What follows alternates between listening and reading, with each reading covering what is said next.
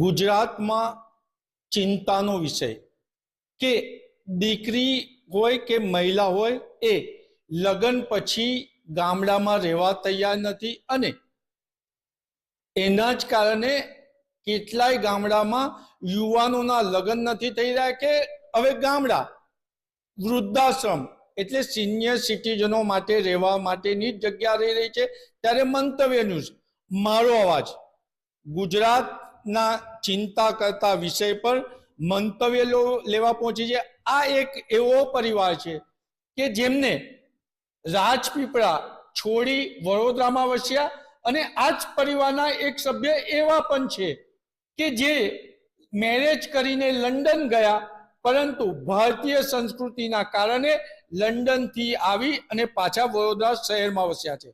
એટલે ગુજરાતના ચિંતાના વિષયના મંતવ્ય લેવા મંતવ્યની ટીમ પહોંચી છે। શું કહેશો, મહિલાઓમાં લગ્ન પછી શહેરમાં રહેવાનું, વસવાટ કરવાનું આકર્ષણ વધ્યું છે, આ આકર્ષણ વધવા પાછળનું કારણ શું છે? 24 કલાક લાઇટ મળે, પાણી મળે અને મહિલાઓને શાંતિ અને મોલો મળે અને ગામડાઓ ડેવલપ થતા નથી, ગામડાઓને બી ડેવલપ કરો એવું કેવું છે। બેન, ત્યાં ચોખ્ખી હવા મળે છે, ચોખ્ખું પીવાનું પાણી છે, તો પણ શહેર તરફ મહિલાઓ કેમ ભાગી રહી છે?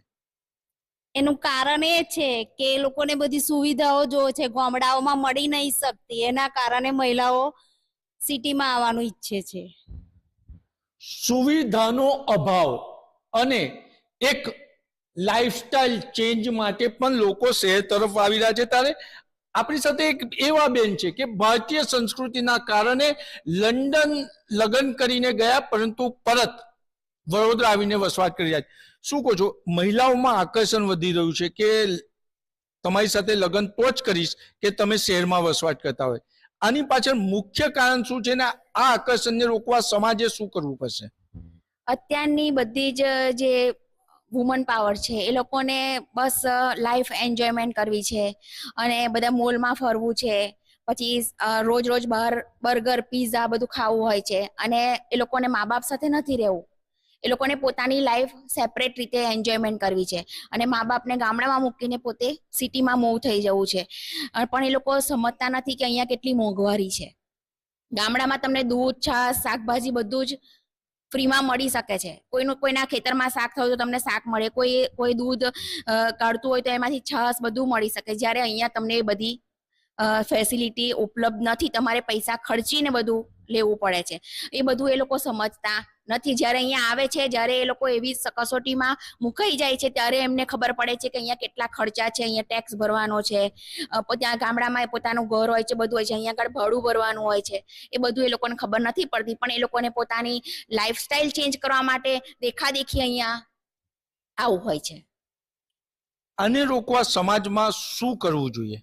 હું તો એવું વિચારું છે કે અત્યારે સરકારે ગામડાઓમાં પણ આ બધી સુવિધાઓ ઉપલબ્ધ કરવી જોઈએ। જે લાઇટો જતી રહે છે વારંવાર, જ્યારે બહુ જ હેવી વરસાદ થાય તો લાઇટો 3-4 દિવસ કટ ઓફ થઈ જાય છે, એ બધી સુવિધા પૂરી પાડવી જોઈએ। ત્યાં પણ આવા મોલ કે એવું બધું થોડું ડેવલપ કરે નજીકના એરિયામાં, એટલે એવું નથી કહેતા ગામડામાં, પણ થોડા નજીકના એરિયામાં, તો પબ્લિક અહીંયા નહીં આવે। પછી સારી સ્કૂલો, જેવી રીતે અહીંયા બધી મોટી મોટી સ્કૂલો છે બરોડામાં, એવી સ્કૂલો ત્યાં નથી, એટલા માટે જ પબ્લિક અહીંયા મૂવ થાય છે કે અમે અમારા છોકરાઓને સારું એજ્યુકેશન આપીએ, અમારો છોકરો સારું એવું ભણે। બધા મા બાપને એવું હોય કે પોતાનું છોકરું સારું ભણે, એના માટે સ્પેશિયલી એ લોકો મૂવ થતા હોય છે। પણ છોકરાનું તો બહનું તો છે જ, પણ સાથે સાથે પોતાની પણ લાઈફની એન્જોયમેન્ટ એ લોકોને કરવી હોય છે। એટલે ખૂબ સુંદર ચર્ચા કરી છે કે સમાજે પણ પરિવર્તન લાવવું પડશે, સાથે સરકારે શહેરની સાથે સાથે ગામડાનો વિકાસ કરવો પડશે।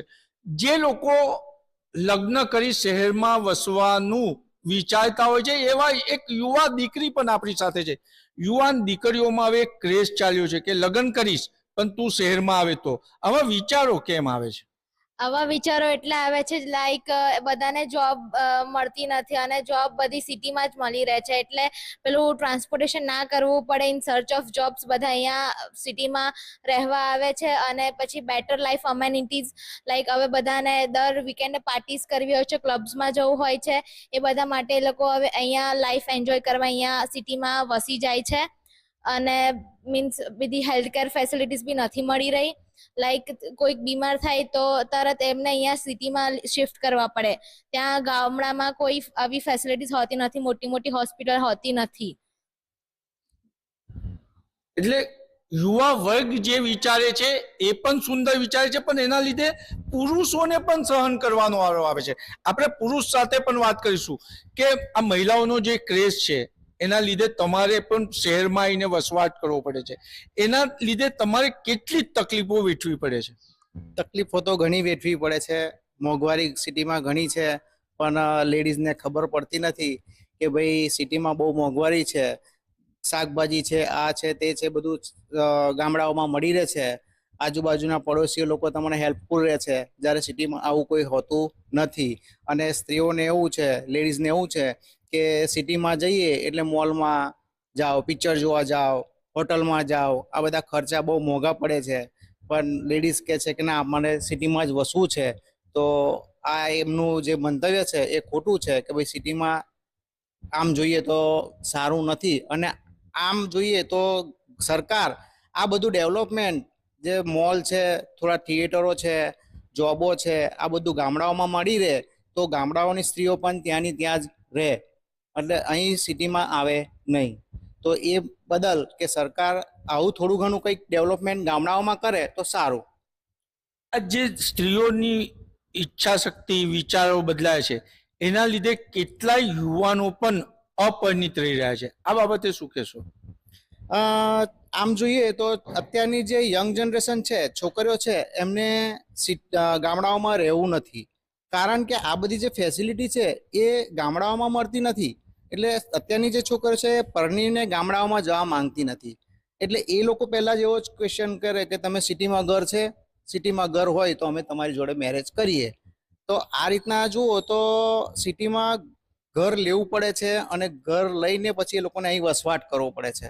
એના કરતાં બેટર છે કે આ બધું ફેસિલિટી બધી ગામડાઓમાં મળતી હોય તો આ બધું પોઝિશન ના ઊભી થાય. તો સરકાર આ વિશે કંઈક વિચારે કે ભાઈ ગામડાઓમાં થોડુંક ડેવલપમેન્ટ થાય તો સારું રહે એમ.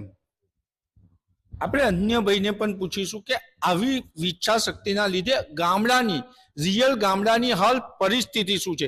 અત્યારે જે દીકરીઓ, મહિલાઓની ઈચ્છા શક્તિ છે કે શહેરમાં, તો અત્યારે આ વિચારોના કારણે ગામડાની પરિસ્થિતિ શું છે? ગામડાની પરિસ્થિતિમાં એવું છે કે અત્યારે ગામડામાં ખેતી કરવા માટે કોઈ લેબર મળી નથી રહેતું, બરાબર છે. અને ઇન બિટવીન ગામડાઓ ડેવલપ થતા નથી, બરાબર.